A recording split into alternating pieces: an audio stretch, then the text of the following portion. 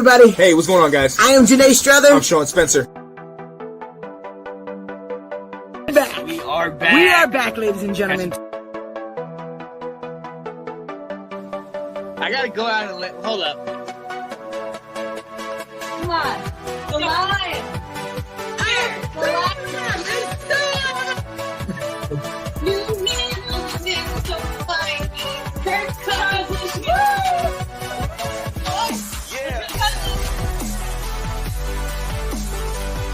All right. I am Janae Strother. I am Sean Spencer. And this is Let's Talk Football. That's right. All right, man. Hey, I've been waiting a couple days to say this. We're back.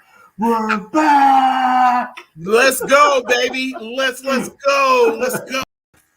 What's going on, ladies and gentlemen? It's your boy, Sean Spencer, one half of that dynamic duo that is Let's Talk Football. And like the video said, ladies and gentlemen, we're back. Yeah, buddy. You already know what it is. Hey, the season might be over. Things might not have ended the way we wanted them to. But Dallas lost too. Let's go. I'm with my guys.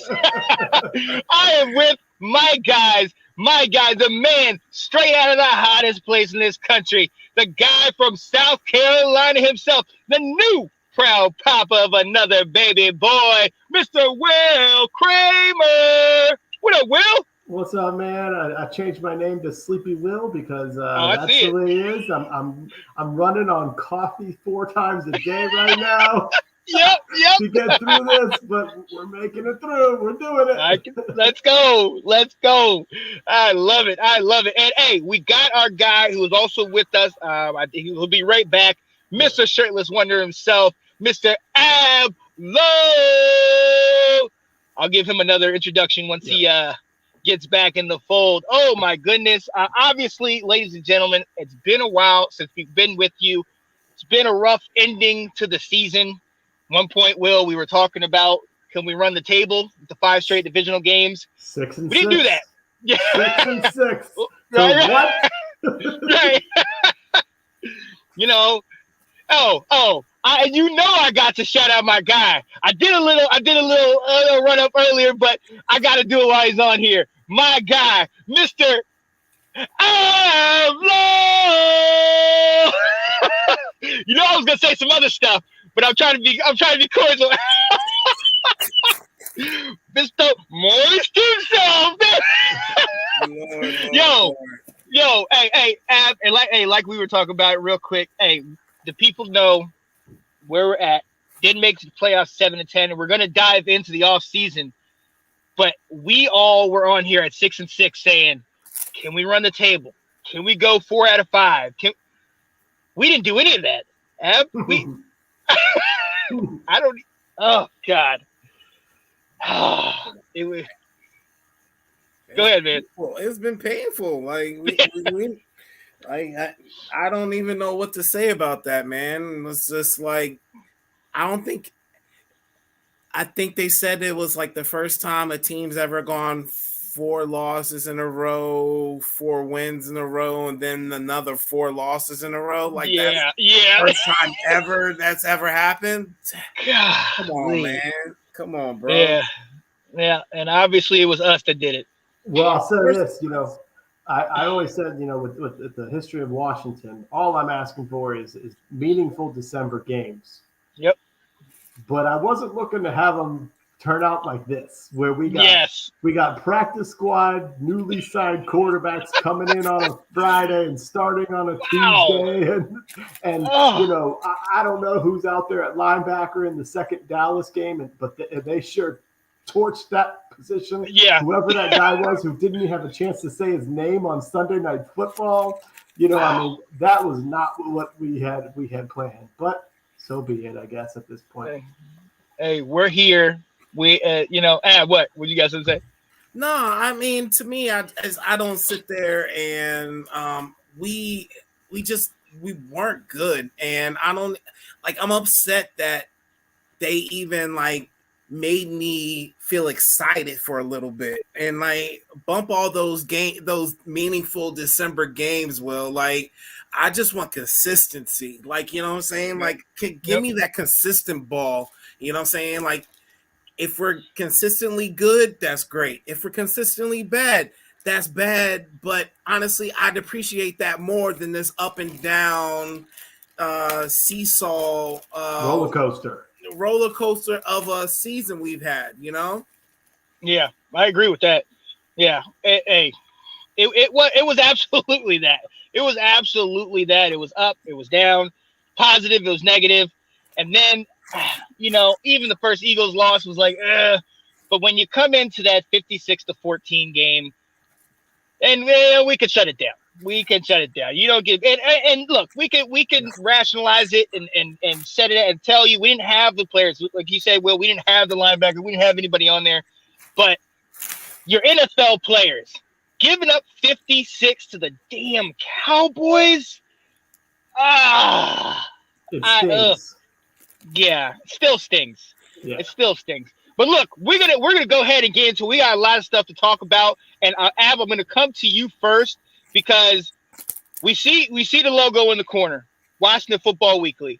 All of us were members of the Washington Redskins fan club, so we've been through. Will now be the third new name that we're going to have. The name change is scheduled to come February 2nd of 2022 in exactly 2 weeks.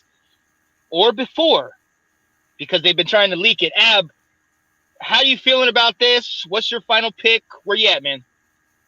All right, so I'm going to just say, like, honestly, the way they've done this is just disappointing. Like, I was talking about it at the bar the other day, and they literally just introduce this so we can stop talking about everything else that's bad about this team. And and it's a distraction ploy. And also, I don't know if you guys recall, the message that was put into the letter sending out to the fans was basically saying, hey, we are going to change our name on this date, be prepared. But just so you know, it's not going to be the Red Wolves, even though that's the name that has been put into this team. Like, since they said, pretty much ever since they said they were going to change the name of this team, we've all been saying we wanted one name. Yep. Everybody's been saying, and predominantly everybody's been saying one name. And they's like, just so you know, we couldn't get this trademark and that and da da da da da da. Guys, I'm here to tell you first. And I said it to you guys before. I said it to you guys over the chat. The new name will be Washington Red Wolves. It will be the Washington Red Wolves. And let's go. They literally just put that out there to get our hopes up, our hopes down, and everything like that. And I guess, yes, I'm screaming conspiracy theory right here. I am screaming it. I have a theory. I got a theory, guys. I'm hugging the screen right now. If that happens, I'm driving up to wherever you live, and I'm hugging all. Let's go. Let's go. Guys, we are still top 10 franchises in the league, even though we don't show up for games and everything like that. Let's be real. We're always at the top of the Forbes list. So like, I can't like, and then for them to be like, well, there's too many trademarks. Wrong. You can buy trademarks. You can bribe people. You can like butter somebody up at another team if they don't want you using wolves and everything like that. Like, you can do that. And honestly, I think it's about time Schneider starts getting on the side of the fans. And I think this is the time to do it. He messed up with Sean Taylor. He already messed that up for the whole like fan base. So he needs to come back strong. And the best way to come back strong is by letting us down at first, because that's what we expect, just to bring us all the way back up. Red Wolves, baby. I like it. Oh, I like that. I like that. Will, what you think, man? Man, that would be huge. And it's exactly what you said. Like, we all know that you're not going to get 100% consensus on people being happy with the name. But there has been one name that most people have said, like, and there's still a 40% of fans who say it's the stupidest thing they've ever heard. But there's 60% of that right there that are saying, like, no, I can do this and I'm on board.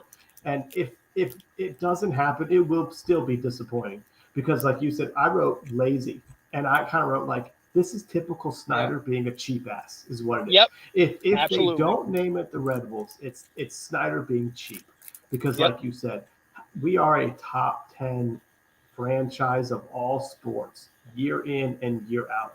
He could sell the team right now for $4 to $5 billion. He can afford to pay the owner of the Timberwolves whatever his asking price is, because that probably is going to get more people to buy merchandise, I would think. And I know you're splitting that with, recouping, but I think he could. So I say that. I don't think it's going to be Red Wolves. Ooh. But I am going to say a little bit about this. I'm finally glad we're here. Mm-hmm. It's been a long process. But I'm also going to say, surprisingly, I'm okay with what's happened, because I feel like they've let us down softly twice. Mm-hmm.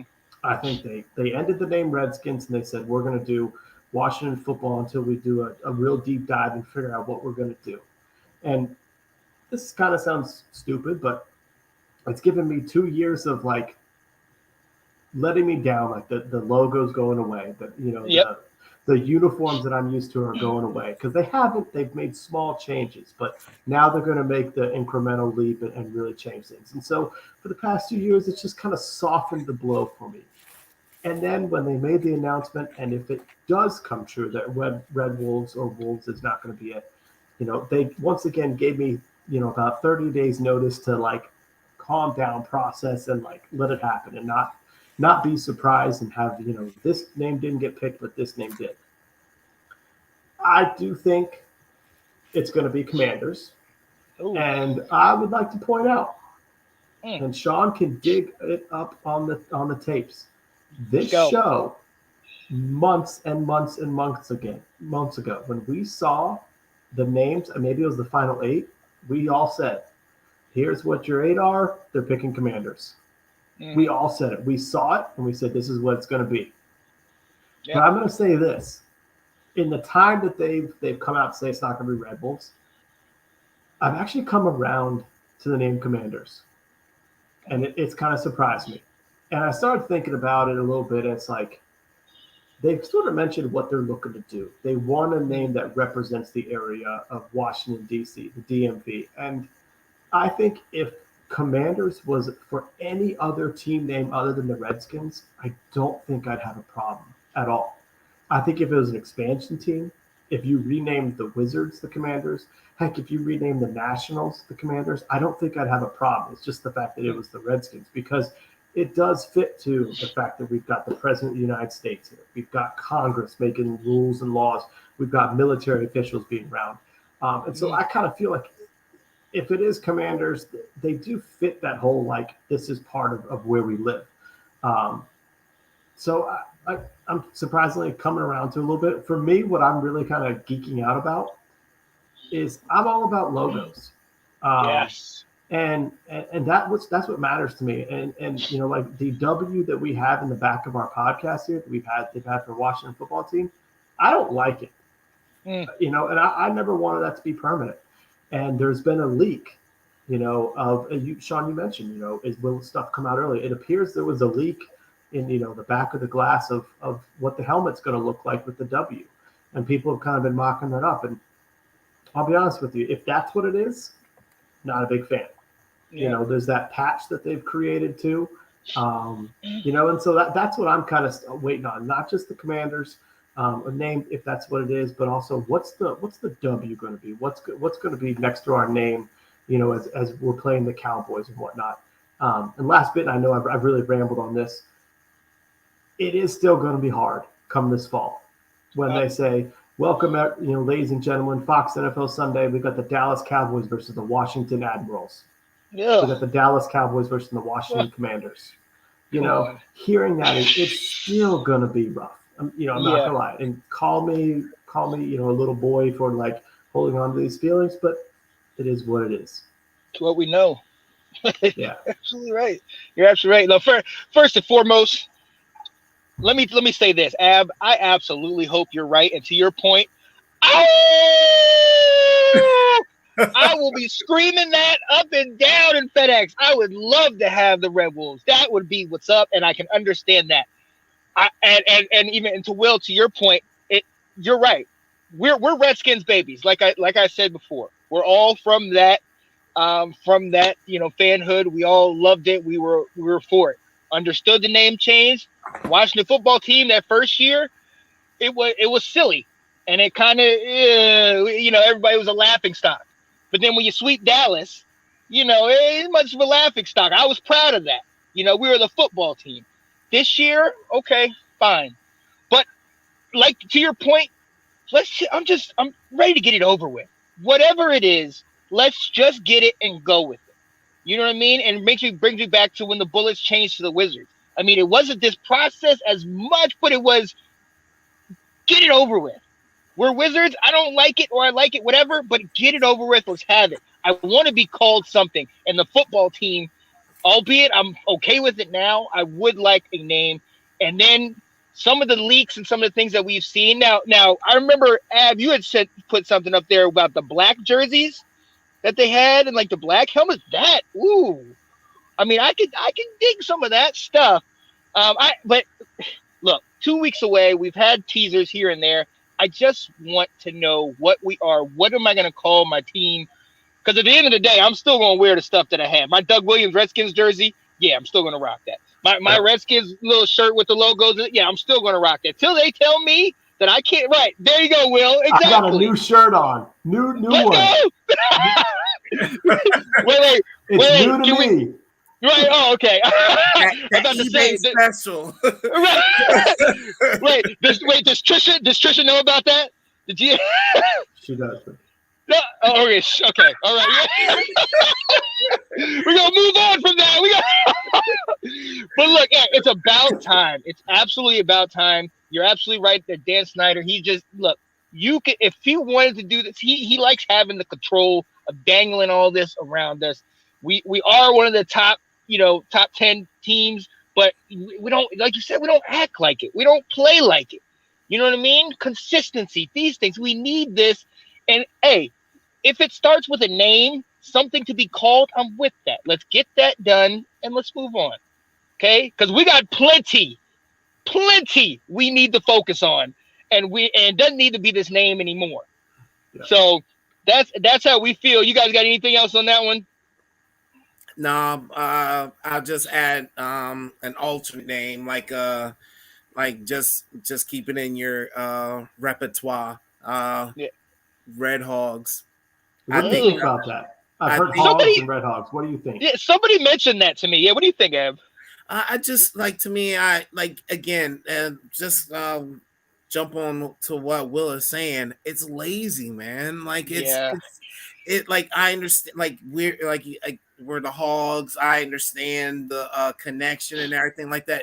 It's just really lazy. Like and to me, it's like, how can you get hype about a damn hog? Like at least like Razorback, isn't that like you can do some shit with that, but it's like any of just Hogs, Red Hogs, it's like just to be like, oh well, we were called the Hogs back in the day, so we that's our new nickname now. Nah, man, like you guys, it's like you're not even trying. It's one, you're not even trying to connect with your fans, and two, you're not even trying to get us excited.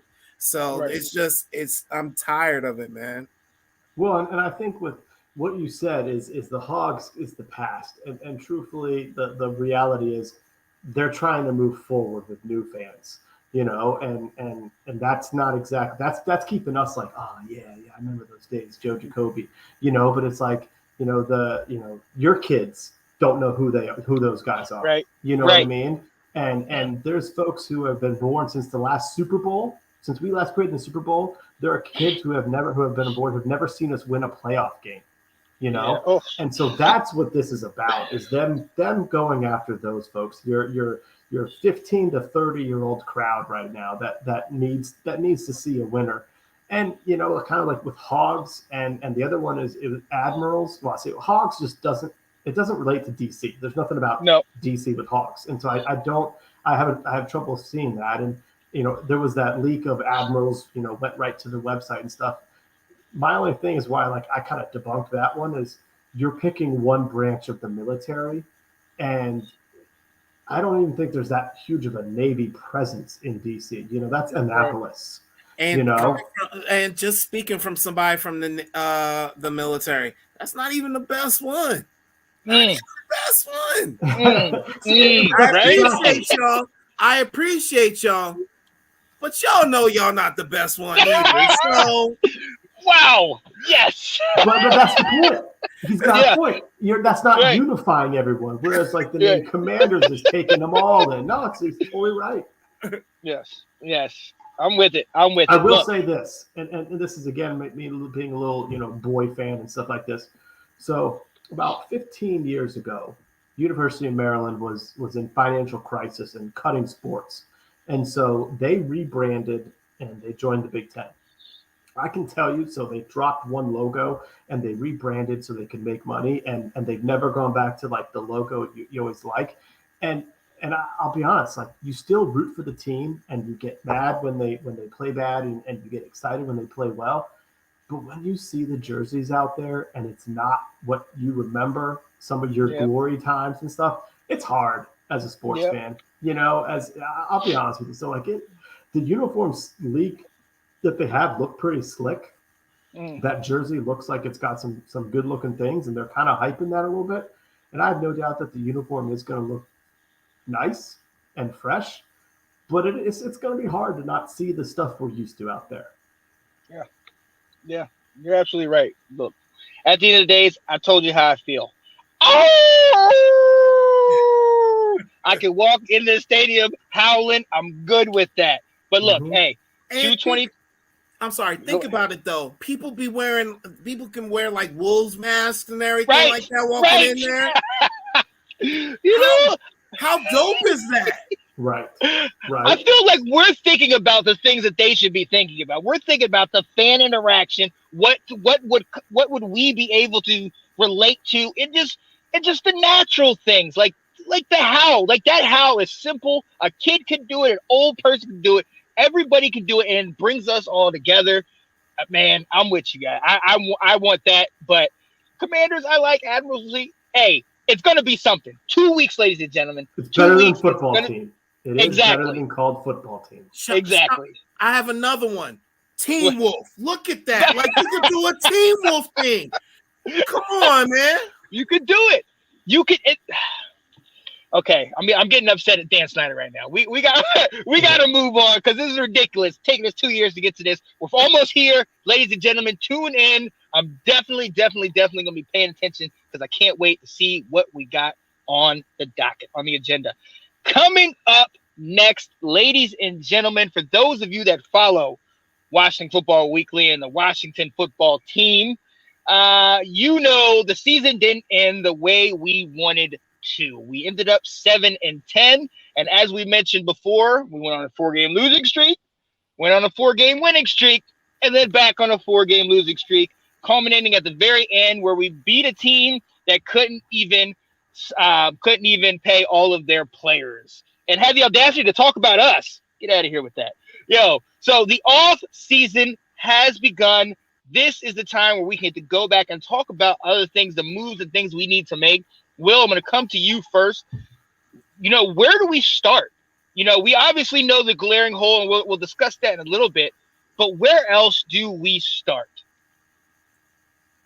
Well, you know, I'm not going to jump into it too much because we are about to get to it. But I mean, I think the most important position on the field is where we have our most glaring hole that we're going to have to address.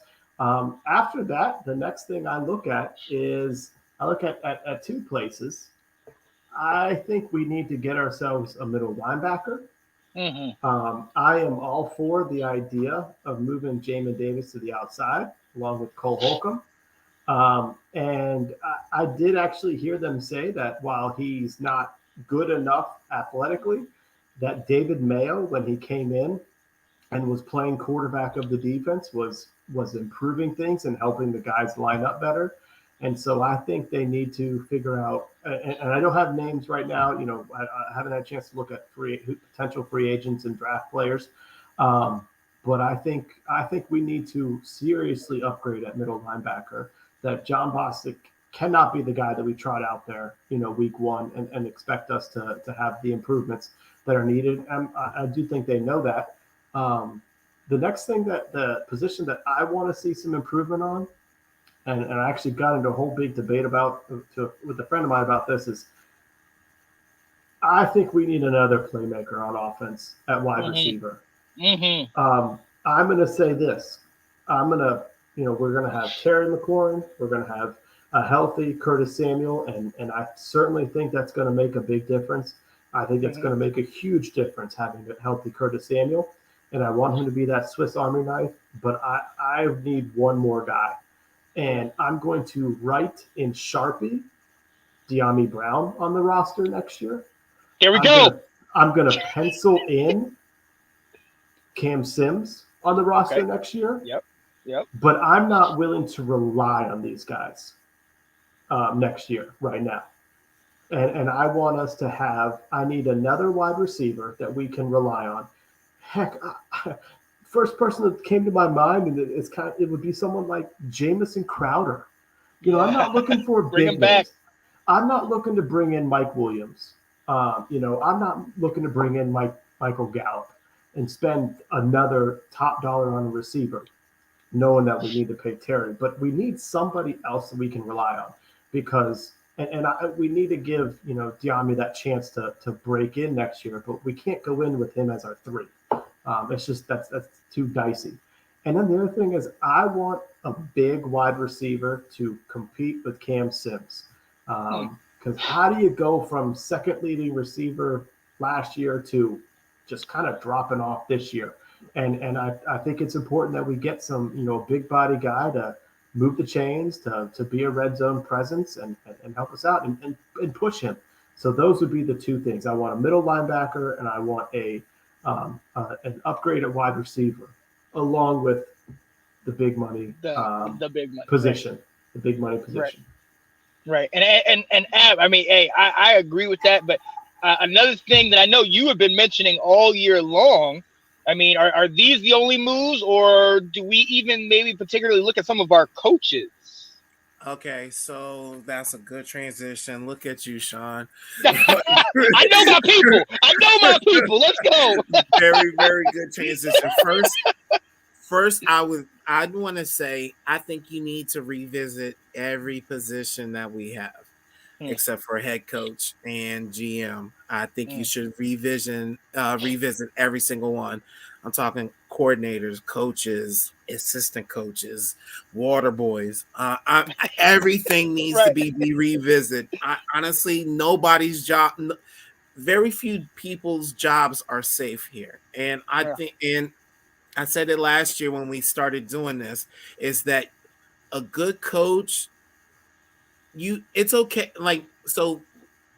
It's okay to be great at something, but if you're ever going to compete, you're always going to see, well, where can we get better at?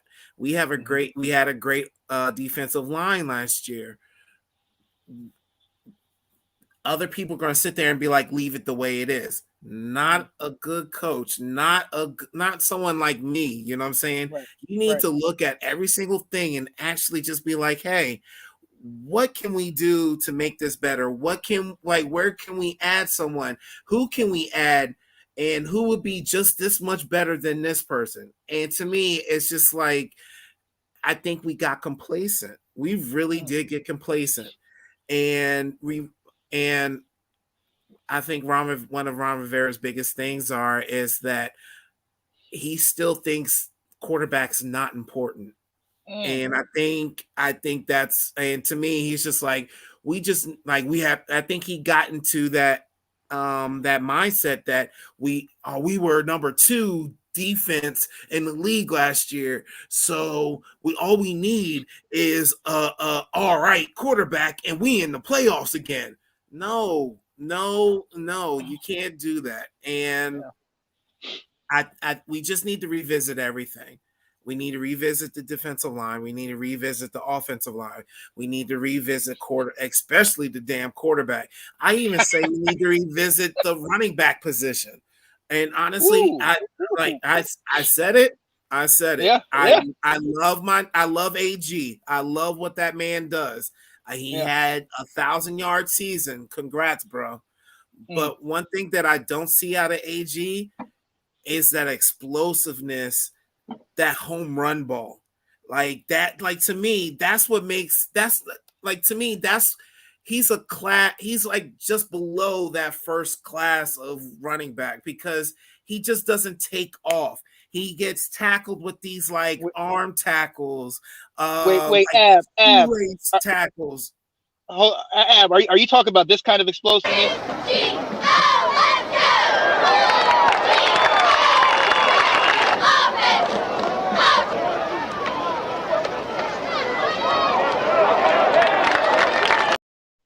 Yeah.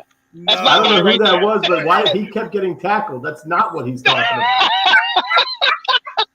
So I don't know who's running that ball, but I don't want that. Let's go. My guy's available.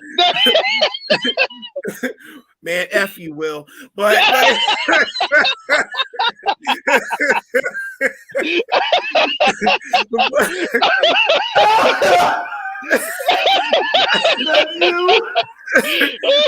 Oh man. Like this, no, man. Like we need that home run ball, guys. Oh man, you're right. Look, you're absolutely right, man. And honestly, I think so. Terry, I think it's but we haven't done Terry the whole time Terry's been here. We haven't done that man justice at all, not one bit. And to me, it's that it's like having like the best player, but not unlocking his like true talent. And to me, it's just that you sitting there having Terry jump up for balls when that's not even his game. Throw the ball at that man in stride, bro. Right. Like, you know what I'm saying? Like what? Exactly. And forgive me. I think I may have seen like maybe 3 plays out of 3 years of this man getting thrown the ball in stride. Like it's just like he doesn't have a lot of like yak yards, like to me. And to me, it's just that you need to unlock this man's true potential. And honestly, and that's why I call this man a possession wide receivers, because that's what the quarterbacks have been able to do for him, and that's not okay. It's not okay, man. And Terry's not going to want to stay here for that. He's really not. Real quick, Nathan saying, "What's good, y'all?" What's up, Nate? Saying he missed y'all. Said Ab got a haircut. Yeah, man. I got the unders done, buddy. So you pulling a Jeff Hardy? He said, "Will, what's good, sir?" Yeah, no, I agree. I mean, I agree with you. I agree. I think we need to hit it. That was one of my places that I wanted to jump on was wide receiver. And yes, I'll call it out. Just like another man we're going to talk about a little later, I was the one who shouted this man out. I said he's from North Carolina. He's going to show up and he's going to show out, and he has been absent. I'm still trying to find him. He made a special teams tackle, and I thought that was his best play all season. All right, so De'Ami Brown's got to show up. But look, De'Ami Brown and even Curtis Samuel, I'll say we need a big number 2. But we've had size. We need a big playmaker. We need somebody, because like you said, Ab, that when I remember, I just go back to that one play against Dallas where Heineke had 3 guys in front of him, but he says, F it, Terry's down there, throws it to Terry, who's in double coverage. Terry jumps and almost makes an amazing catch, but sacrifices his daggone body for the fact that our quarterback wants to leave him out to dry like that. I have a problem with that. You know what I mean? And we'll discuss, because that's the glaring hole. We'll discuss that at quarterback. But we got to, it's like you said, we got to help him out. He's our best player. We got to help him out. And I am with you on running back. Gibson, we know he's been dealing with the turf toe. He gets out, he gets in. But even more than a turf toe, what's the one thing that we had to do as running backs? Secure the ball. Secure the damn ball. Forgive me, Mama, if you're watching. But he needs to hold that damn ball. That is ridiculous. How many times? Let's go back to week 1. We're sitting here. We have the game. We're in the lead. He fumbles the ball, gives him the chance. How many times has he fumbled the damn ball? And then we've been in the situation where it's like, damn, come on, Gib. Come on, baby. Like, you can't do that. That's the number one thing. And I don't care if you were a receiver before. I don't care what other position. That's the number one thing you learn. You got to hold the ball. And the other plays, we got to hit depths. Like you said, at one point we were playing with no-name linebackers. At one point we're playing with random QBs, random player. I mean, Humphreys was one of our top guys, and not because he was good, but because we couldn't keep anybody else on the field. You know what I mean? We have to address depth, and we have to address playmakers.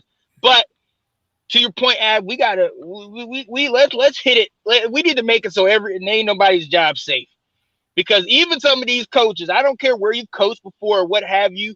Look, there's only a certain point. There's only a certain point we can go where it's like, all right, the players aren't getting it done. Because then you got to go into the coaches like, all right, man, y'all see this stuff. We're watching it at home. What aren't you telling these guys? How are we seeing some of these things that you guys aren't relaying it to them? What is that? Not in film study? Is that not in? You're not trying to yell at them. Like I don't get what it is. Where's the miscue? Where's the miscommunication? And it's frustrating. So we literally, I think what our problem was coming into this year, like you said, Ab, was we came in thinking, oh snap, we got a good defense when healthy, and we got a good enough offense, we'll be fine. Well, health was an issue, but our defense's production was an issue. What did Sweat and Chase say at the beginning of the year? Oh, we're gonna try to break the tag team sack record of almost 40 sacks. How many sacks did they have combined? Was it 10? Not even 10. Not even 10. Yeah. Come on, and look, I'll give you we know Chase Young got hurt, so half the year's out, and we know Sweat was hurt, but still. Even when they were in the game, it was not the difference that we were expecting. The difference is they led us to believe that was going to happen. So, hey, everybody's job needs to be on the hot seat because we need, except for Terry McLaurin and my guy Cole Holcomb, Jonathan Allen, and my guy Cole Holcomb, North Carolina. I got one other guy who actually can tell everyone to F off, and that's our offensive line coach. He can tell everybody F off with the job that I did this year. Yes. The fourth string center. And you know what? I made him at times serviceable. Not good, not great, but serviceable at times. Serviceable. Right. Hey, so Nathan said, who goes first, Del Rio or Turner? Oh, it's Scott Turner, because he's going to be a head coach in 2 years. I said it. I said it. Would you like to speak on that, Ab? The dude, oh my gosh, he calls plays. He calls plays like he's playing like Tecmo Bowl. Like Jesus, like it's so bad. Like it's not even. You just wait, Scotty Tuhati, when he gets himself a quarterback. You just wait. Here we go. There is no fluidity in his play calling, and it blows my mind. Like he calls plays like he's on Tourette's, and I don't understand how this man is able to get away with this and then still have a job, bro. I'm just blown away. I think Turner is like, honestly, I think he keeps his job, but for all the wrong reasons. Yeah. Yeah, and look, and look, I don't want to see anybody else message me or share this daggone post that says that McVay and LaFleur and Shanahan were all on our team. We know they were on our team, but anybody sharing that is sitting here and overlooking the fact that who we have at owner and how the whole damn organization is. And guess what? We got the little brother of Gruden. We got the other brother Gruden. So what do you expect to happen? Of course, we're not going to keep these guys. Like, can I say? Do they also talk about those guys were had losing records in 3 of their 4 years in DC too? Boom. Like, there you go. And very rarely honestly, I can't even name a time where they fire the head coach just to promote the offensive coordinator. I can name one time, actually. Tampa Bay. They fired Lovie Smith to bring up their offensive coordinator because they didn't want him to go anywhere. That's the one time I can name that they promoted someone within the system and let go of the head coach. Yeah. So it's like irrelevant for people to even throw that meme out there, guys. Like, it doesn't happen. It really doesn't.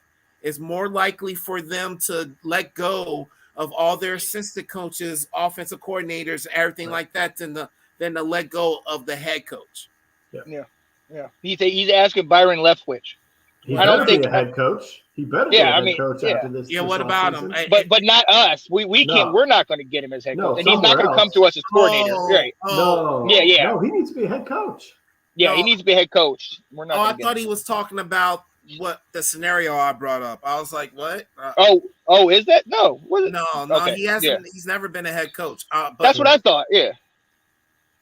I think he'll be the next coach of Jacksonville. I think that that's my opinion. It'd be a nice turnaround story. It would be. Right. Mm-hmm. It was a good fit because he played there, right? Yeah. Yeah. He was drafted there. Yeah. So I think that'd be a great fit. And if we're all hearts and minds are good, we can go into the part that has literally been giving us an aneurysm. Give me a second, Sean. It wasn't. No. Byron Leftwich has never been a head coach. Who took over? Who was? I see. I know what you're saying. It was an older white gentleman. I don't recall it, but he was supposed to be like this offensive guru kind of thing, and they.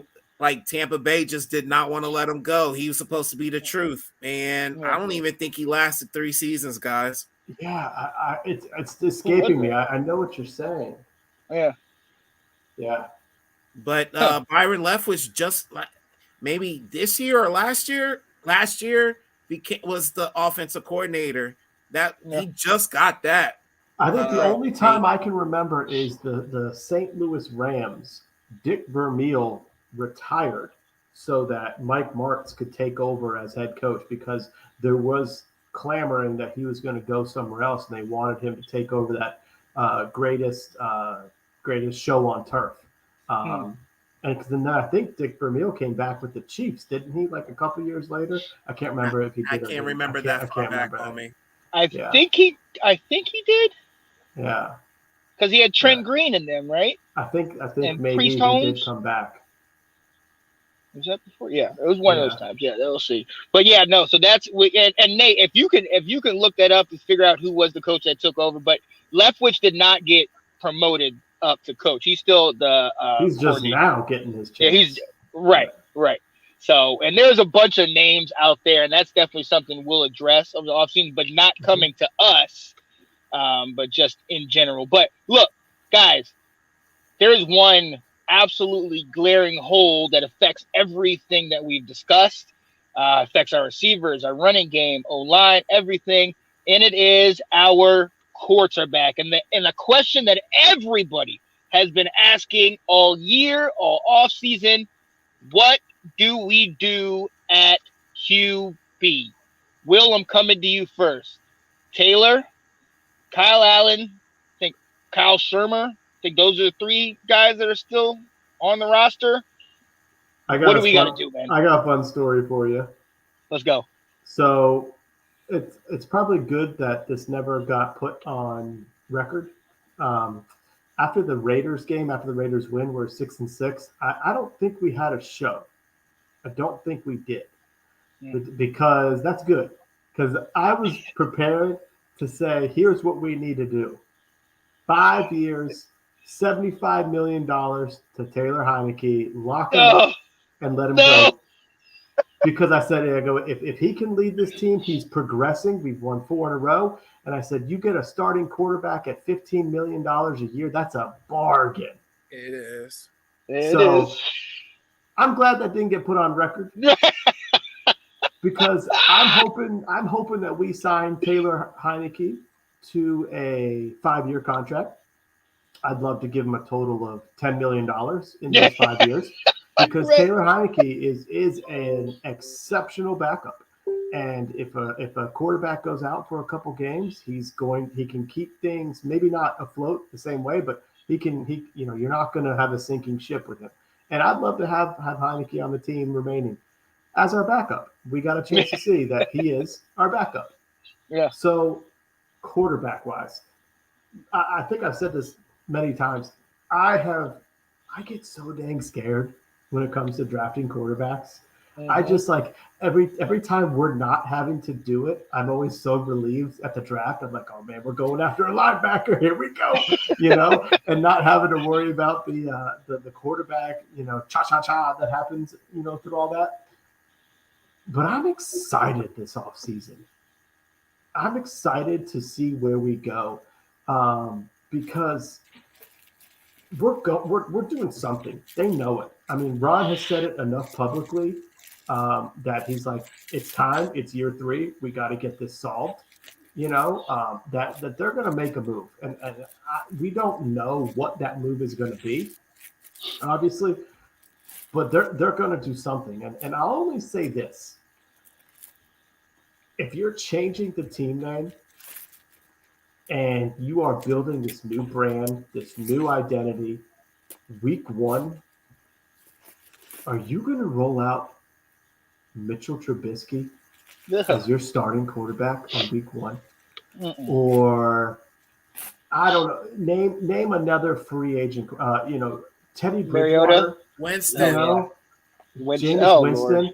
Lord. Are you going to roll out one of these guys and excite your fan? Is any fan going to have an eggplant emoji when Mitchell Trubisky gets named starting quarterback in week 1? Not one bit. Eggplant. I've been waiting all week to say You were the last saying day. that. I've been waiting 24 hours. Let's go. I knew he was. He set that one up. Hold up, Nathan. Hold up, Nathan. Don't do that. Do not. Do you see what he put here? Why are you giving it publicity? Look, because I want to call him out for that. I want to call him out for that. Yeah. Come on, bro. And so my thing is, I think we're doing something big, and I don't know if that's through a trade or if that's through the draft, right now. But I think they recognize we got to go for it. I'm nervous as to what the cost would be to go after to get someone like Russell Wilson or Deshaun Watson or heck Derek Carr. I mean, I'd take all 3. I think we got to throw Watson out. There ain't no way if you're doing rebranding are they going to let someone who's going into settlements for sexual assault with an owner who has settlements for sexual assault. Right. That can't go together. It's not going to work. No. And it's like, so what would Seattle want for Russell Wilson? So much. I just think it's going to set us back too far. Derek Carr might be a little bit less when it comes to compensation, but I still get nervous about how much is it going to cost for us to do that? And is that it's going to make us better, but is it going to get us to the consistent part? So I think we're looking at that number 11 pick, I think is what we have. Yeah. At going quarterback. I'm still very, very concerned about picking at number 11. That I can hear all they talk about this is a weaker draft class and people aren't going to go high. And I just feel like, for one, the value of drafting a quarterback in the first round and getting that 5th-year option and having that player on a cheaper contract for 1 extra year is so valuable that people will reach for a quarterback, will go after and get that guy. And I just can't see teams like Detroit, because Jared Goff is on his last year of his deal. Carolina, because their owner wants somebody. If they don't get one of these big guys that's a veteran, he wants somebody. Or Denver. Those are 3 teams ahead of us that need quarterbacks too. I just have a hard time believing that they're going to let quarterbacks slide. And the first guy that goes is at number 11. That just surprises. That just surprises the heck out of me. But that's why. I mean, I think we're going to go quarterback at our first round pick, and I'm excited to hear the draft evaluation process and see where we go with it. So, real quick, I'm coming to you, Ab, but I want to ask you, talking about quarterback Will, real quick. So, I just some of the names I'm just throwing out there and see if anyone sticks. There's Matt Corral from Ole Miss. Obviously, Sam Howell, my guy. Malik Willis has been getting a lot of attention, a lot of mock drafts. Think he's going to us. I know it's still early. Desmond Ridder, and if there's somebody else, I can't remember who it is right now. Did any of those guys spark your interest or intrigue you? Or in order for the January 20th. So this is subject to change with the Senior Bowl and the Combine and all that. My pecking order goes Kenny Pickett. Sam Howell, Pickett. Yep. Yeah, Kenny Pickett from Pitt, Sam Howell, and then Desmond Ridder. That's where I'm at right now on January 20th. Yeah. I think we can get Malik a lot later in the draft, or any of those other guys, to be honest. I mean, I don't think we should reach that high. But we'll see. Ab, I'm coming to you. Nathan just saying a couple names. We talked about Teddy Bridgewater, Jimmy G. What are you thinking we're gonna do this offseason, Ab, at quarterback? Okay. So I had an aspect to this that a lot of people just don't think. A lot of our fan base is emotional. Like, we're emotional from losing all the time. We're emotional from just being, like, honestly, let's just put it bluntly. This team depresses us, y'all. And the emotions just flood in and everything like that. Like, they are willing up to give like their left nipple and their second born child in order to get something remotely close to a winning season. And to me is that I don't look at things like that. I take a step back. I try to look at things in like a business sense also. To me, like, so let's mention all the quarterbacks that everyone's throwing out there. The trades, pretty much. If we're going to trade for a quarterback that's out there, we're going to have to give up not only our first round pick this year, but probably for the next 2 years in order to get the quarterback in a trade. So and to me, that's not Ron's style. I don't see that happening. It's not, like, honestly, and I think you have to pay attention to stuff like that. And 11, it's almost a top 10 pick. That's a premium pick, everybody. So that's, like, to me, I don't see them just giving that up so lightly like everybody is thinking. Even for Carr, everyone needs to realize Carr is going to cost a lot too, because one, potential new head coach, new GM. So honestly, they're asking, and honestly, Mariota is a free agent. So you're asking them to pretty much start over at quarterback. Mm-hmm. And you think they're not going to try to drain you dry? Like, right. Nah, bro. They're coming for that pick plus like 4 others. Like, it's you guys need to, like, that's not going to happen either. So people think trades are like one-sided, like, oh, we could get them for just this first round pick. No, the other team has to agree to them. Right. Like, you know what I'm saying? Like, what are you guys talking about? Right. Just because on Madden you set it up where you get every trade. It doesn't work like that in real life. No. So my answer, Sean, it comes down to 1A and 1B. Okay. Yeah. I have two possibilities that I see this happening. First, I say we get a free agent quarterback. Will, I respect what you're saying, new name, for our team and everything like that. And honestly, what a hell of a way to start a new franchise name by having your own like rookie quarterback just jump out there. But I kind of look at it as Ron is on his third year, and honestly, I'm gonna just take it to like honestly in the perspective that a lot of people will refuse to look at it.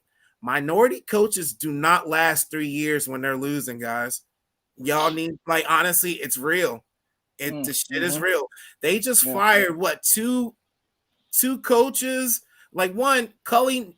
They fired Cully, and they couldn't give that job away last year, and they fired this man this year. Like they didn't have a first and a second round pick, and like you get what I'm saying. Like so, to me, it's just insane that they fired this man that basically said, "I'll do you guys a favor and take this job, even though I know it's bullshit." You think they get Flores? What's up? Do you think they get Flores?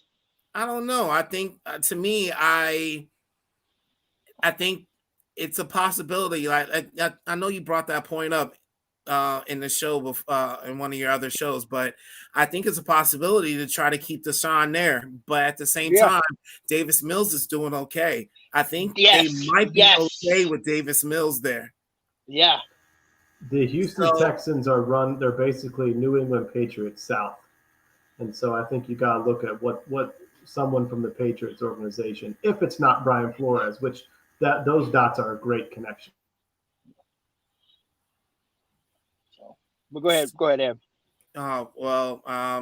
Who's 1B? So no, I wasn't done with 1A. So okay. I think 1A is you get a free agent. And I said this this is similar to what I said last year. I think you get a free agent and you draft a quarterback. I think that's just the way to go. You get a free agent and to hold it down for a bit while the next quarterback is in the wing. Alex Smith, Patrick Mahomes, Brett Favre, Aaron Rodgers, something like that. Like just let that young boy marinate under a quarterback that you respect highly. Trubinsky, I think he can take, like, honestly, the thing I like about Trubinsky is he throws the ball effortlessly and it throws it down the field. Honestly, Trubinsky, I think, got a raw deal at the same time too. The man is actually a decent quarterback. He won some games, guys. He got wheels too. Yeah. We need that. Yeah, he won some games, guys. I think he can process an offense. I think he can move through an offense. So, but at the number 11th pick, we draft a quarterback. I like Corral. I do like Corral. Yeah. I'd like Pickett if I didn't hear his hands were so little. Like that kind of worries me. Like that really worries me a lot. But I like Pickett's size. I like his size and everything like that. So that's my 1A. 1B. We get the top wide receiver. We get the F out of here. I'm sorry to interrupt you, Ab. Look at what Nate just said. Lamar Jackson for Chase Young and Jonathan Allen and 2 first-round picks. We know you trying to get rid of him because he doesn't win the playoffs. We get it. We get it. Don't give it to us. Didn't even make the playoffs. See, to me, why do we give up on quarterbacks like that? This man has the most wins in the first 4 years of his career. Hey, if he's on my team, I'm not giving up on him at all. I don't know why well, you get what I'm saying? The most wins in the first 4 years of his career. And because he hasn't won in the playoffs, that's as long as he keeps making the playoffs, then that gives him more chances to win in the playoffs. So I don't know. There you go. Yo, who's your 1B though? Who's your 1B? 1B, you wide receiver. You get wide receiver at number 11. You get one of the top ones. One of the, like, honestly, stop playing. stop giving all these other wide receivers on our team a second chance, a third chance, fourth chance. No Cam Sims, no De'Ami Brown. No, I'm not even messing with none of that. Just let's already just like get the top wide receiver this year. Honestly, think of like what's his name? It's not Lamar Chase. Chase Claypool? Jamar Chase. No, Jamar Chase. Yeah, Jamar Chase. Jamar Chase on the other side of Terry. And that way you can pay Terry now too. And them two, like, bro, and it's a wrap right there. It's automatic wrap. So at number 11, we get somebody who's like 6 feet, like that's like a Cooper or like a Lamar Jamar Chase, and then we trade back into the first round and get our quarterback at the end. That way we can get Sam Howell. Mm-hmm. Oh, I like that. Oh my God, I'd be going nuts. I like that. I'd be going, I like that. I'd be going crazy. I like that. You know that. Look, I'm not going to be too homer, but I wasn't going to be too homer. And then you got Nathan saying Carolina is Carolina. There's a very big difference between North and South. And even though what happened in the Belk Bowl, North Carolina still runs the day. Okay? My number one thing is, yeah, don't show your face up, Will. North Carolina all day. You know what? Hold up. Put your camera on for a second, would you? I was going to wait on this, buddy. I just wanted to show you a little something that I got here. I got this little something. Oh, my God. Absolute butt whooping that got done in the Belk Bowl. Absolutely. Mac told his guys. You see that? Done in black, baby. Oh, God. Oh, yeah. At least we'd have to play you with this coming year with Spencer Rattler. That's going to be interesting. You're going to do something. But look, so, hey, I'm sticking in Nathan. Shut your mouth, man. North Carolina and South Carolina are not the same. I'm going to double down on my Carolina. I love Mitchell Trubisky. Where did he go to? Carolina. I think he did get a raw deal, but he has shown that he can play. I think we can get him for reasonable. I think, like you guys said, you go back and I think we need to take 11 to get a piece, be it a big time wide receiver, be it a corner or a ball hawking safety or a D line. We need to get a linebacker. We need a piece. But I definitely, absolutely agree with trying to make some kind of move back into the top 25 and get Sam Howell. I'm with it. He's a 3-year starter. He's been playing in a pro style offense under I don't want to say Mac Jones, Mac Brown at North Carolina. I really feel like, and especially if you don't have to put him in immediately, you put in a vet that can work, and Mitchell Trubisky that can work with us, that can, give us a year or two, do what certain damn vets that I shouted out all off season didn't do for us. But they can go to Buffalo games, but we're gonna talk about that in a minute. I definitely think you need to go and shore up something else at the 11th pick, and then go get somebody else. I've seen Pickett play. I like him, but I still want to see him. I like him in college, but he still didn't dominate, everybody. But he did great in college. I love Sam Howell. Obviously, I've been watching him. Desmond Ridder, he's got great confidence. He's a leader. He's a 3-year starter. I love this type of stuff. We need a veteran in college, somebody that has played and that is going to be able to come in and just take advice, learn how to be an NFL player, and at the same time learning how to be an NFL quarterback. We don't need somebody that we're just going to throw in the fire, because I think we still need a lot of other things that we need to address. But yeah, I'm definitely going to double down on my Tar Heels. Trubisky, I think, is a good move. But I wouldn't mind a Carr. I wouldn't mind, Mariota or some of this. But I want Howell. And I want him to be able to sit back. Let's sit there and build up. And I know we don't have a lot of years on all the defensive guys are getting older, but I want Howell to be able to come in there and potentially come in. And that's it. I'm doubling down on my Carolina quarterbacks and my Carolina players. All right. If it doesn't work this year, I'm through. You heard it here first, ladies and gentlemen. I'll say this. I don't care who they bring in as the veteran stopgap quarterback.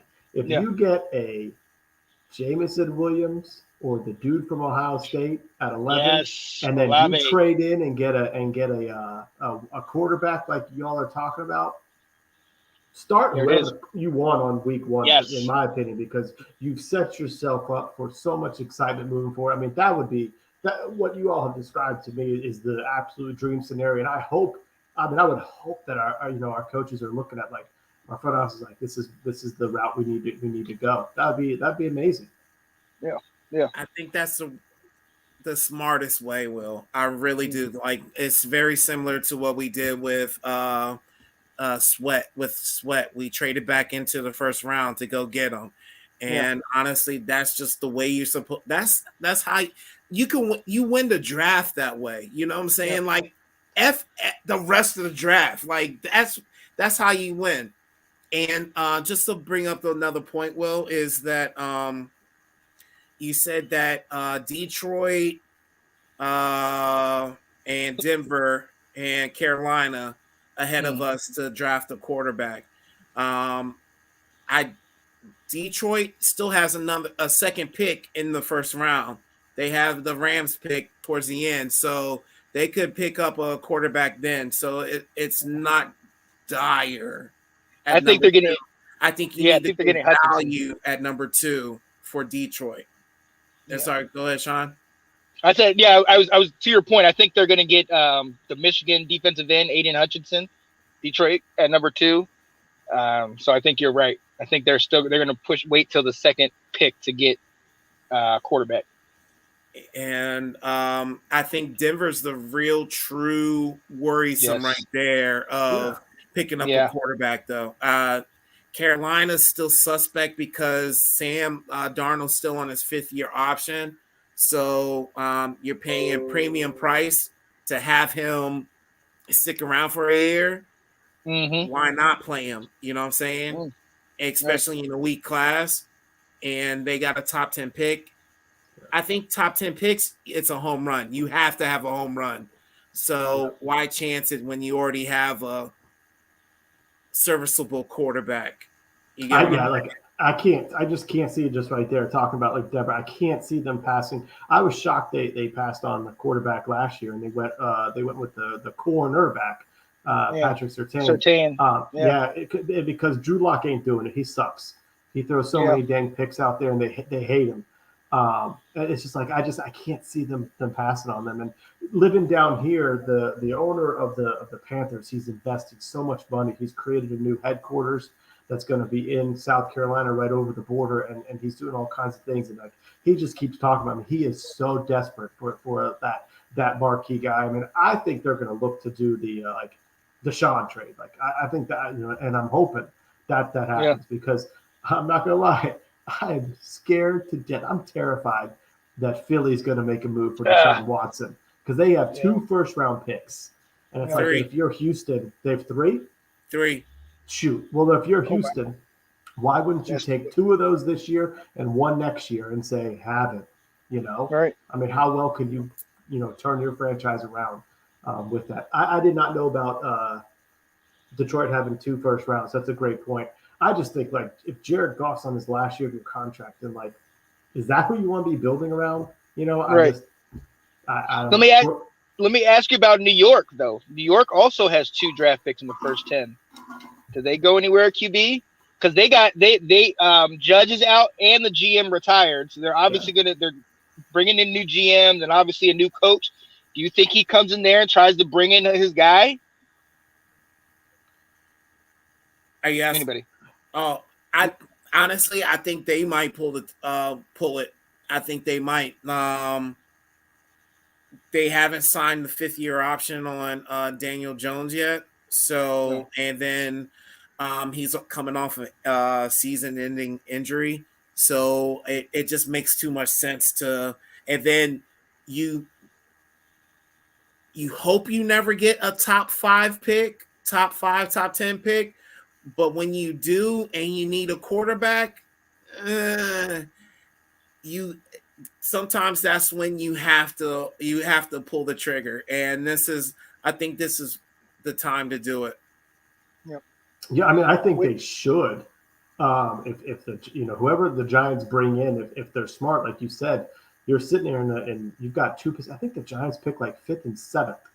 You have the Giants have the chance to do exactly what we're talking about here. They could go quarterback, wide receiver, and set themselves up like crazy. I think they picked up the option for Daniel Jones, and it's like one of those things with Daniel Jones. I don't think he's all that good, but as a franchise, like sort of like the same situation as Sam Darnold, is like you got to give him one more chance with like a better team. I mean, because he's had some terrible offensive lines, to really beat him up. But if I was a Giants fan, I wouldn't be sold on Daniel Jones at all. Yeah. Well, this year I think this was their prove it year for him. I thought, like this is where they gave him everything pretty much. You get what I'm saying? Like they went out and got him that wide receiver. They drafted the wide receiver in the first round. They got Andrew Thomas. Like it was like they did everything for this man, and it just still didn't produce to anything. Honestly, I think it was messed up when they got Judge as their head coach, Joe Judge. Like great choice. Yeah. Why get a special teams coach as your head coach? I just don't understand it. Yes. And can we tell everybody what place they finished in the NFC East? Ass last. Dead last. And they want to talk about us and talk about how we're fighting on the sidelines. At least we can play our players. That's neither here nor there.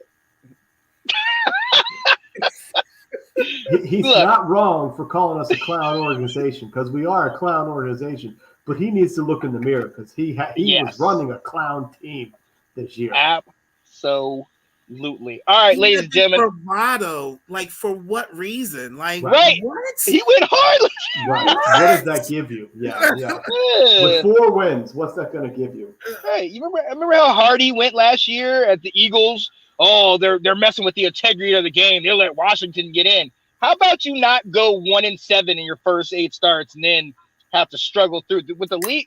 We're spending too much time on them. I'm not doing it. Here's a team I will put a little bit of time on. I know your time is short, Will. So we have to talk about somebody that, somebody, my dear, rest in peace, Mr. Denny Green, somebody called him out. He said, now, if you want to crown them, then crown their ass. But they are who we thought they were. And we let them off the hook. We let them off the hook. Seeing how they played in this game, if you don't know who I'm talking about, let me go ahead and bring it out. The Dallas Cowboys lost. Wait, you know what? Bring the camera on. Lost. L. Can you see the L, ladies and gentlemen? They lost. Thank you. The Dallas Cowboys lost to San Francisco 49ers 23-17. I'm going to fast forward to the very end of the game, and I want to get your guys' quick opinion on how you feel. To get to the quarterback here. Prescott takes off running the football. Whoa, I don't think this is going to work out. It will. They'll be able to clock this. They were planning for it. It's down. Oh, my gosh. Oh, the official gets in the way. The game's over. Gosh. The game is over. Oh, he did. That was so sweet. That was so sweet. Will, what you got, man? Yeah, I mean, I lost a whole lot of respect for – I didn't have much respect for Mike McCarthy. I don't think he's all that good of a head coach. And I think he's just got an abundance of weapons. And if Dan Quinn becomes the head coach this year, I think Dallas is in for some trouble next year. But I lost a whole lot of respect for what him and Dak said after the game, just kind of who they were. They blamed everybody but themselves, when it comes to that game. When the Cowboys had 14 penalties. 14. Yep. During playoff the game. tying record. Yep. They were getting smoked for 3 quarters, and then all of a sudden the last 10 minutes they had a chance at coming back there. So it's like they really need to be looking intrinsically as to why are we in this situation. Mike McCarthy, he sucks. So good for him. I like the hire by Dallas. For our sake. So I was happy with that. But I really was disappointed in what Dak has said, and I think his apology is bull. Yep. I think his apology is a PR move that he got told to do, and I'm disappointed because I do like Dak Prescott. I think he's a good quarterback. There's people who have really bashed him. I talk with a lot of people who bash him, and they say, you know what, he only puts up numbers, in what used to call garbage time, or they just say he's not an accurate quarterback. I'm like, I think he's great. I would love to have him on our team. I think he's a leader on a team, and someone to have. And for him to come out there and support the fans there and stuff like that, like, and then say, well, I was in the heat of the moment. I think it's garbage. I used to officiate, and you're told as soon as the clock hits zero, there's nothing more for you to do there, so you're gone. And that's what you do, is you sprint off the field, go watch any sporting event. That's exactly what they do when the clock hits zero. The officials run off the field and get out of there, and move on with their day. And I do remember when it comes to like my amateur TV watching here, I believe it's always been said 16 seconds is what is needed if you don't have any timeouts, and they had 14. And so it was a risky play that they ran, and it wasn't ran the way it was supposed to. And they just, like I said, they didn't look at each other. They didn't look inside to say, we lost this game. Nobody took it from us. Yep. You're absolutely right. You're absolutely right. 14 penalties. That's a playoff record. A tie is a playoff record. Okay. And not to mention just the stupidity of some of the penalties. They have 2 defensive holding calls on defensive linemen holding the offensive guard. And one of them with Randy Gregory, the play was already past him. It wasn't necessary. They have the legal hands to the face that gets the drive on. But the biggest thing that I think just kind of showed just the sheer idiocracy of the Cowboys was they run a fake punt. And I commend them on that. I thought it was a perfect time to call it. Perfect situation. They got it. What in the hell are you thinking? Leaving your punt team on who is that going to surprise? You're going to run another fake punt? Like, to me, that was the dumbest thing. And then they got the delay of game because they couldn't rush their offense on the field in time. What the hell are y'all doing? What do you think of this game, man? So I'm just gonna go to those last series of plays and everything like that. That's where I'm coming from. The game, first off, the game was absolutely. You've already said it, and Will said it too. They didn't start playing offense until the fourth quarter, guys. Like, let's just be honest. Literally, I mean, I think they scored a touchdown within the first 3 quarters, but let's be honest, they really haven't started playing offense until the fourth quarter. And honestly, the 14 penalties, you can't win games. You can't win playoff games with that 14 penalties, guys. You're right. To me, Will, you said it best. It's just that they needed to look inside themselves on why they lost that game. It had nothing to do with the refs. It had nothing to do, honestly, they just bombed, guys. They choked. And that's why it's such easy material to make fun of Dallas Cowboys and their fans. Yes. It's so easy to do that because they get so hyped, but they choke when it comes under the pressure. Honestly, they gotta clap back at us like, well, at least we made the playoffs. Like, that's supposed to hurt me? That's the best you got? I'm laughing right now.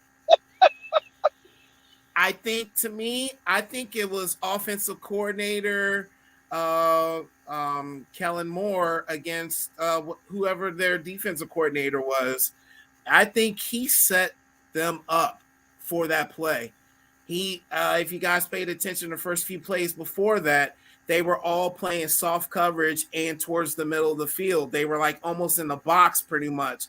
And then Dallas threw the ball to the sidelines like 2-3 times to get first downs. And then all of a sudden, when it got down to like 15 seconds, that's when all the secondary started going towards the sidelines. So they forced Dallas inside. Yep. And then that they called that one play. Honestly, that just shows Kellen Moore has more to learn. Honestly, he's a great offensive mind. He's shown it all year. He showed it all last. Honestly, even with little that they had last year, you could see it then too. But if you don't know the rules, you don't know the game. You don't know how to win the game. And honestly, I teach my kids that all the time. Like when I used to coach wrestling, I said I wasn't the best wrestler. I was not the best wrestler. I'll tell anybody that all day, every day. But I was one of the smartest ones. And I tell you that I won matches just because I knew the rules, and they didn't know enough of the rules. So like it's I'm able to win matches, and I win on my feet. You know what I'm saying? They couldn't win on their feet in this game, guys, and it showed. They didn't know enough of the rules. And honestly, 49ers was playing chess while Dallas was playing checkers. Yes, sir. Yes, sir. Look, 49ers, they knew what they needed to do. And I think everything that we needed to see came on that very first drive. That very first drive for San Francisco, they went right down the field. Debo had some plays. Juwan Johnson had some receptions. They were moving down the field effortlessly. They scored a touchdown. And at that point, I'm like, who? This ain't that Dallas defense that, put up 56 and dominated us. And I told Janae, I tried to tell her that the team that you played when you played Washington, or the teams that you played in the NFC East, are not going to be like these teams that are in the playoffs. And that's of all the teams, I don't say they're the least dangerous, but I think they're, everybody else, we know about everybody else's firepower. But San Francisco had a game plan. They knew what they were doing. And look, they took the points. We're all about, analytics. And Shanahan's one of those type of guys that, let's see on fourth down. Let's see. He got the field goals and necessary because he knew all he needed to do, just get the points on the board. This game almost to me felt like the Denver game, where Dallas offense just looked just putrid that first like the first 3 quarters. Then all of a sudden they start coming back at the end, and everybody's like, "Oh wow, look at them!" No, it shouldn't even been a game. It really should not have, because if you even look at that one play on fourth down where Debo, they ran like the little reverse, and then they respotted it after the first down. They could have easily ended it right there, but they continued to give Dallas a shot. Dallas does what Dallas does, and choked. They can't win in the playoffs. Dak looking all sorts of funny. Jerry Jones, I'm glad they lost. Absolutely. And I'm so glad. If you have not seen it, Let's Talk Football. I had a nice little monologue on time that I bestowed upon my dear Janae Struther. And she had to sit there the entire time and listen. Sean, real quick. Yeah. Will, you got feeding time. You know what I'm saying? I know how important that is to keep a schedule. You want to chime in on your real quick on your fantasy football victory? You know it. I mean, I feel good about it. I made a couple moves at the end that helped me just kind of float on through, and I relied on a couple guys like Joe Burrow going off in the end of the season, and Debo Samuel going off every week, and and then Antonio Gibson helping me, but of course I win it the year, and we have no money in this. Like, I got a moral trophy, So I'm like, yeah, great, I won, but who cares? Who cares?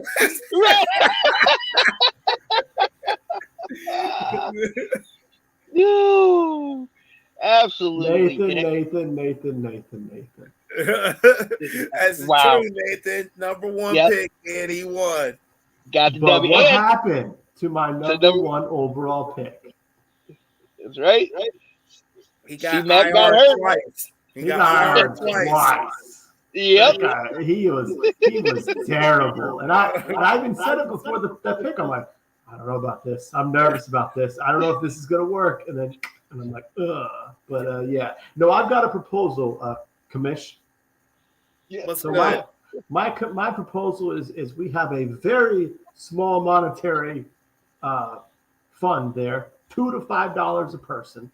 I'm with it. And the winner, since we're all big football fans, gets a small cash prize with the idea that they have to then go buy themselves some memorabilia for their team.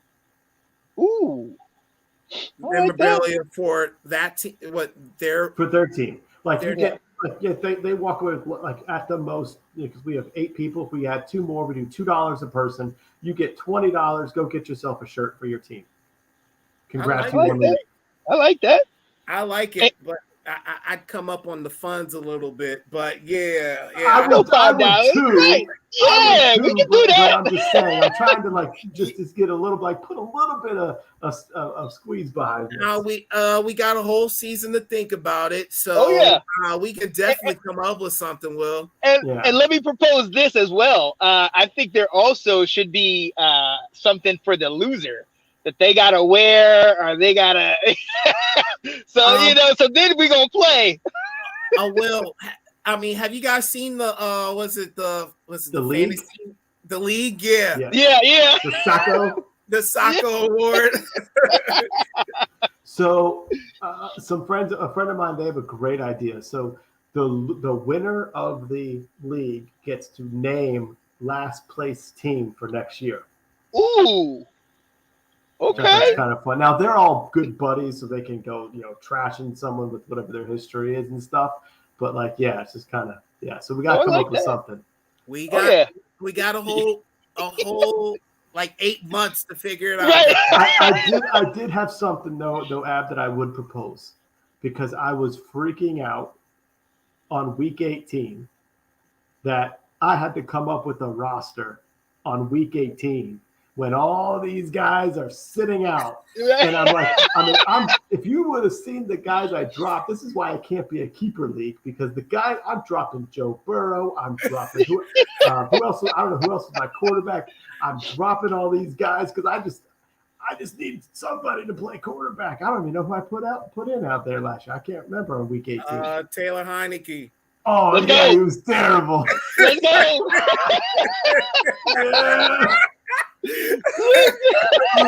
Heineke's balling. This is his last game as a starter. He's getting a touchdown.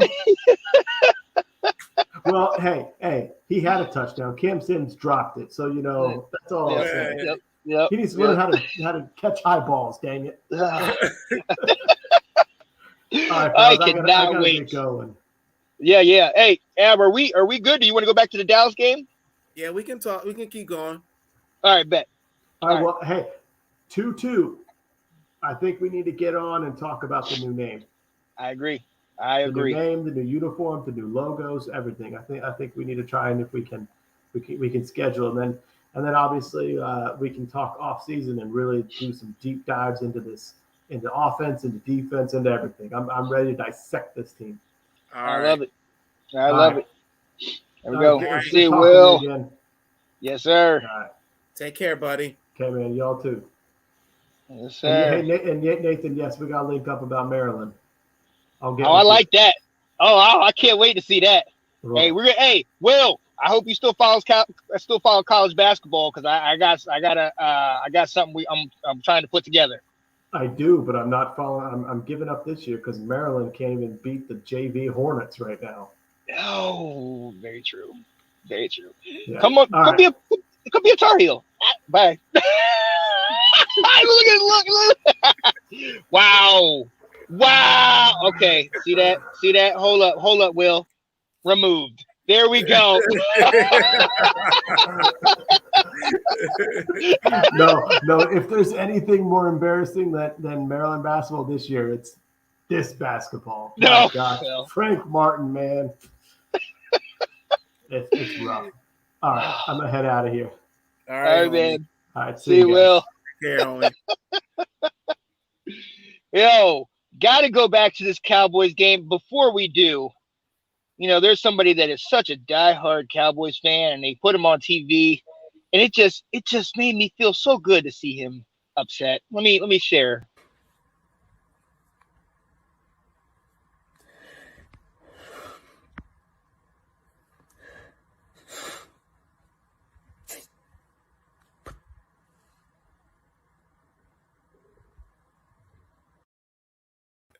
No words, just tears. That was beautiful. That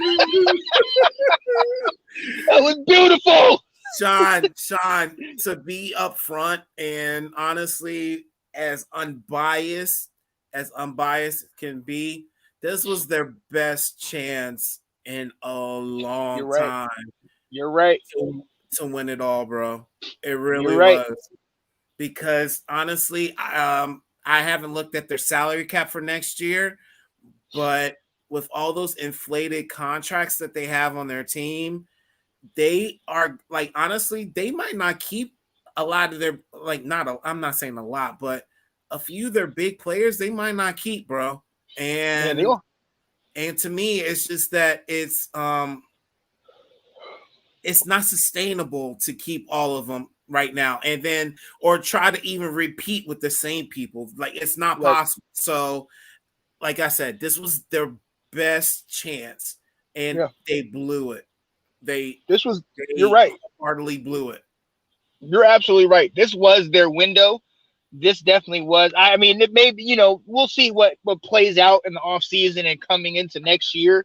And God forbid some of these guys, get hurt. I mean, we saw what happened to Gallup and that and in that game. So, this to have it the way that they had it this year. I mean, yes, they were the second most penalized team in the league, second only to the Raiders, but they were also one of the healthiest teams coming into the playoffs. You know what I mean? They had their guys. Micah Parsons had COVID coming into the last week, but he was able to play, and he still was able to get in there. I don't think he looked a little off. He wasn't that disruptive like he was all year. Exactly, and that I think showed up in those first, definitely in that first half. I think a couple of those guys, put it together a little bit in the second half, but he was a shell of himself, and it showed. It showed, man. Hey, like we say, ladies and gentlemen, COVID is no joke. We cannot expect these guys to come back after, because if you saw him in those last 4 games, we saw him twice. Him by himself was a man amongst boys. He was dominant. And you saw him in that game against San Francisco. He didn't look great. I'm not being rude to him, but he just did not look great. And I think it was because he wasn't 100% healthy. And you pair that with Zeke. Okay, good.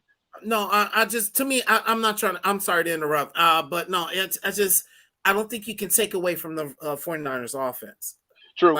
You know what I'm saying? Their offense. And then you and I know what a genius Kyle Shanahan is. And honestly, it's that you heard me talk about knowing the rules of the game. Kyle Shanahan knows the rules. Honestly, he could probably be a referee. He knows the rules so damn well.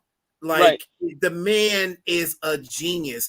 And I know we talked about nepotism before, and granted, he is the son of one of the best head coaches ever in our league. But the man knows his job. There's you cannot take anything away from this man and how he calls plays. Yeah. You're absolutely right. He, like you said, and I think you hit the nail on the head, that they were playing chess, the Cowboys playing checkers. Even to that last with the little reverse they ran on the 4th down that almost got the first down, that was genius. I never would have called that. But the timing of when it worked, the flow of the defense, he knew what he had.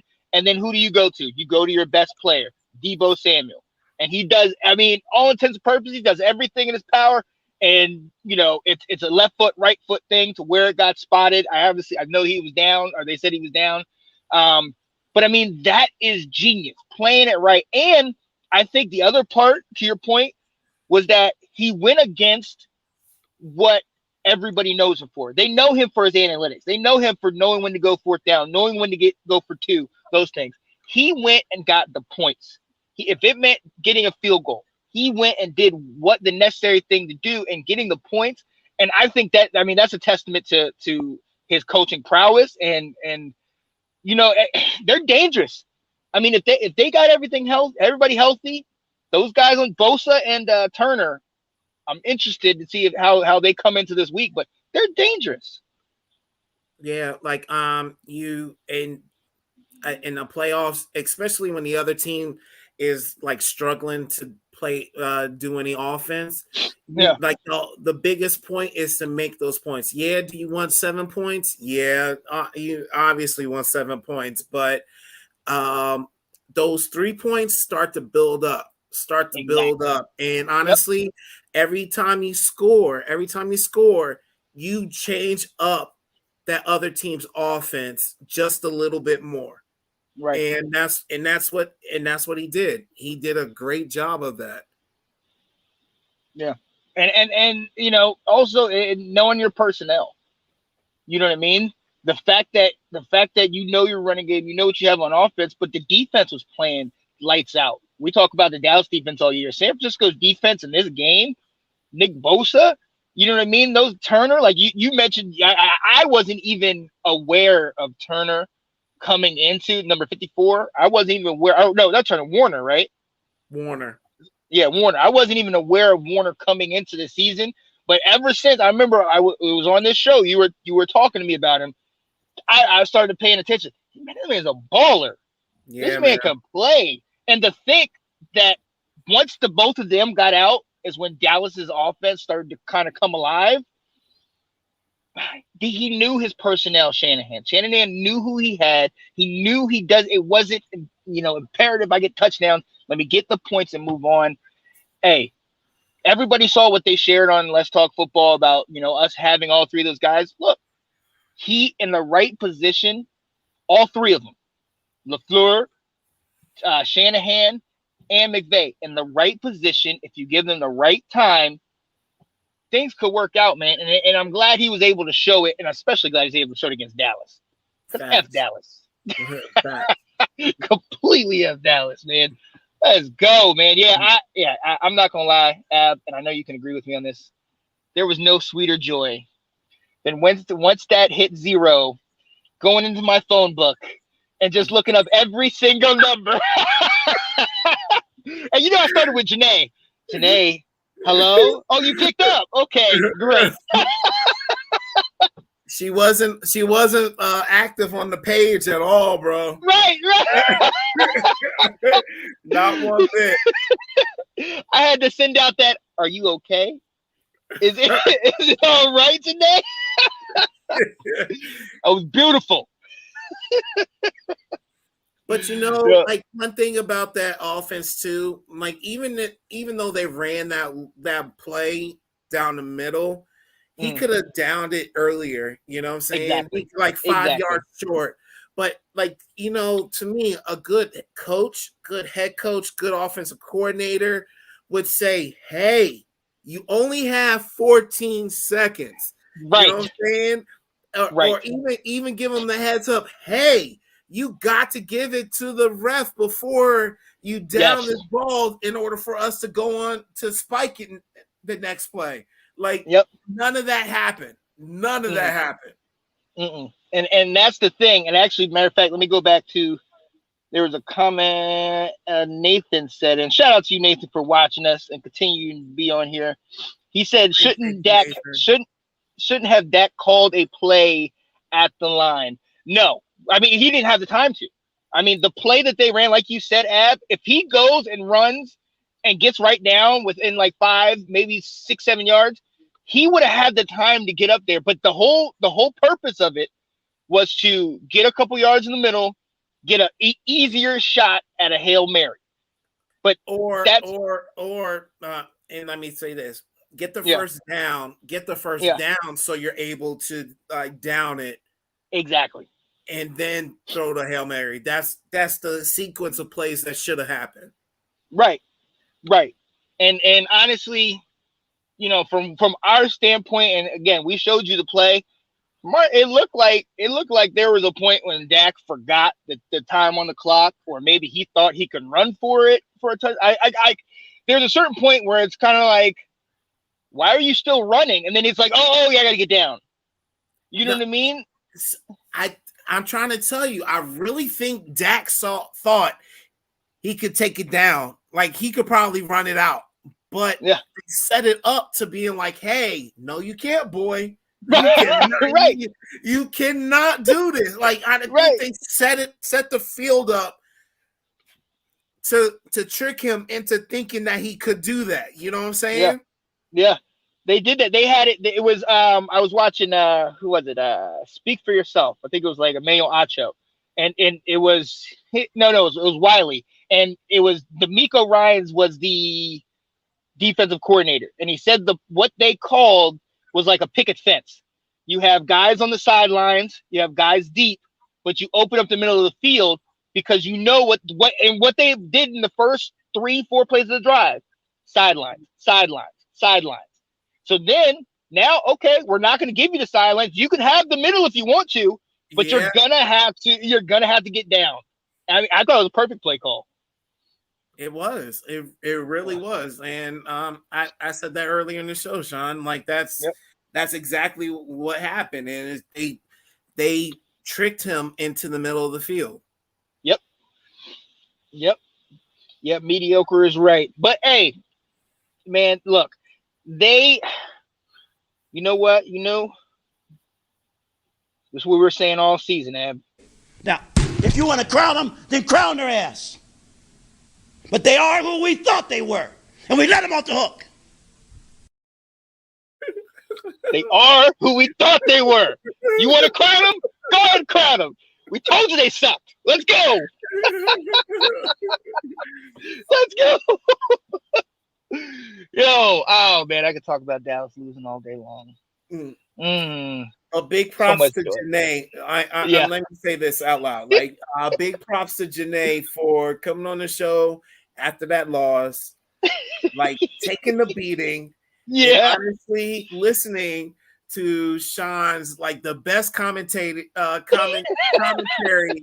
Sean has done ever. Like he took a Red Bull to the head before this. Like my man, definitely for sure. Like he studied. Like I mean, he was not about to fail this test. And I'm trying to tell you, Janae took it on the chin, boy. And honestly, big ups to her. Like she's a good sport. Good job, Janae. Good job. Right. Honestly, you still didn't answer me. You said, Ablo, I want you on the show after we win. After we win, I want you on the show. I try to hit you back up, see if you want me back on the show. You ain't say nothing. Crickets. Nothing. And see, I had a feeling that even though when they put 56 on us, she called every Cowboys fan that she knew to come after me.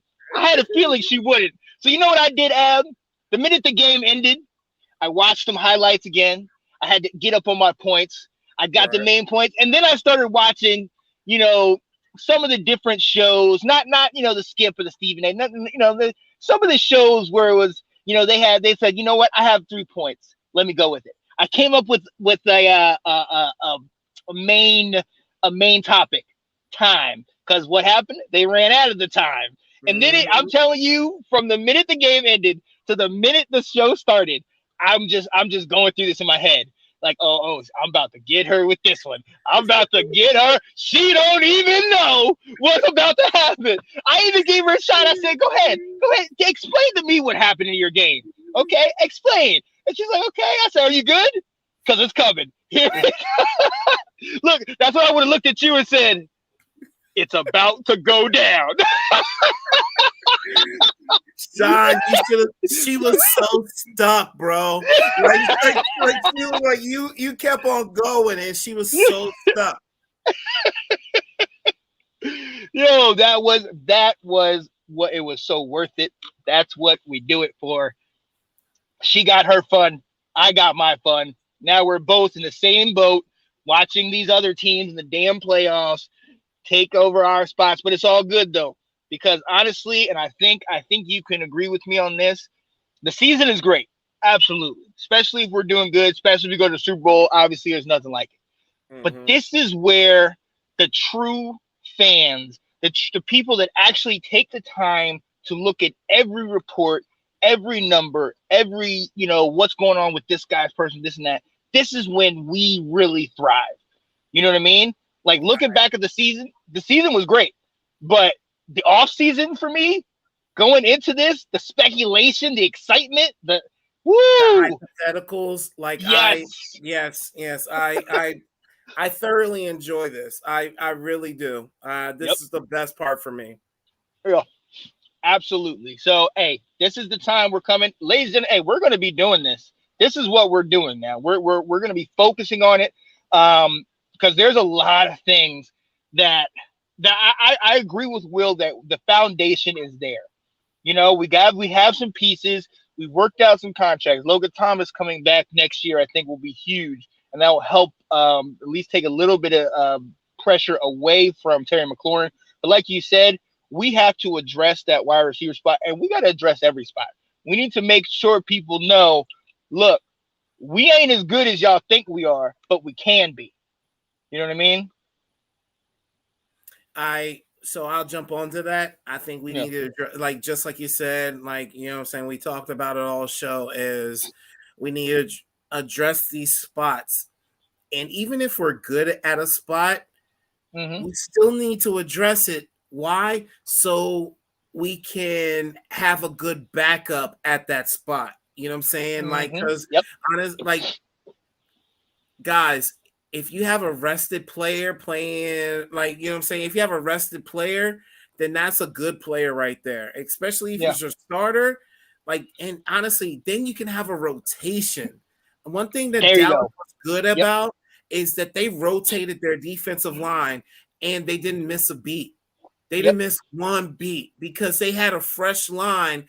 And honestly, each and every person on that rotation was legit. And honestly, that's what you should strive for. Every team should strive for that. And that's what needs to happen. I think that's where we need to go. And to be honest, that's how our offensive line was. Our offensive line was like that. Like, we had a rotation of players that were able, and that's why we were one of the best in the league. We can rotate our players like seamlessly. You guys get what I mean. You can do it really well. Let's go. Yeah, you're absolutely right. Healthy bodies on the field. That's what we need. Depth. Let's get depth. And to your point, man, I think that you literally hit the nail on the head with it. Nobody can be comfortable. We need to foster a culture where everybody is giving you 100%, and the only way you are given that most times is if you don't trust that your job is set in stone, or safe, right? So we need to hey, everybody's got a shot. Everybody can get it. If you're playing the best, put you in the daggone game. And then that's going to stop us from having these random people come in and they're not good, or trying to start our injured guy because we don't have anybody else. We need depth. Let's start there. But before we start there, let's get the new name. So February 2nd, 2022, 2 weeks away, we will be getting together for the new release of the Washington team name, football team, Redskins, whatever we're going to be, Iron Rolls Red, woo, whatever we're going to be called. We're going to have to get the new name finally. Then we can start complaining about it or saying we like it or whatever, what have you. But we're still rooting for them. You know how we get. Yes, sir. Yes, sir.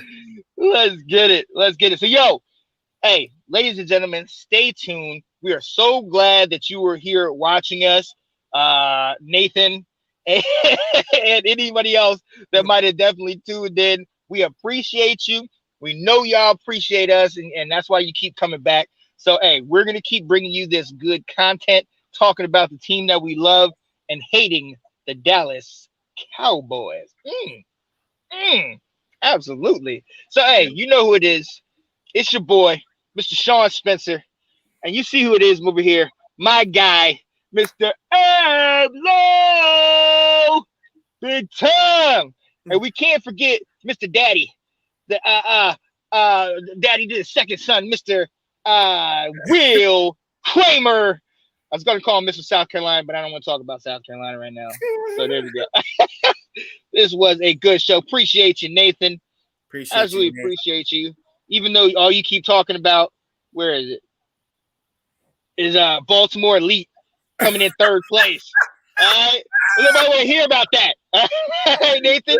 If somebody came in fifth, I don't want to hear about your third place. Come back next year. We're going to see what you got. All right? Let's go. Oh, man. Yo, so we will definitely be with you guys in the coming weeks. Definitely. We appreciate you and cannot wait to see you. And we're gonna send you guys out. Since we're so happy and full of joy, we're gonna send you guys out with somebody that's not that happy. Peace, ladies and gentlemen. See you next time.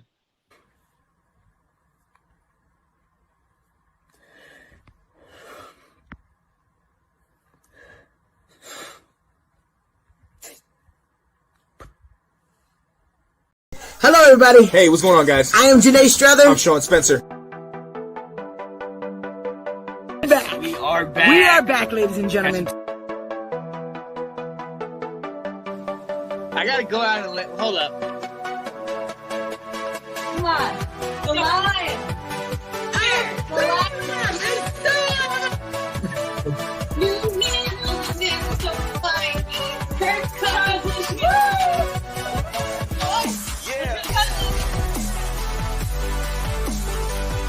All right.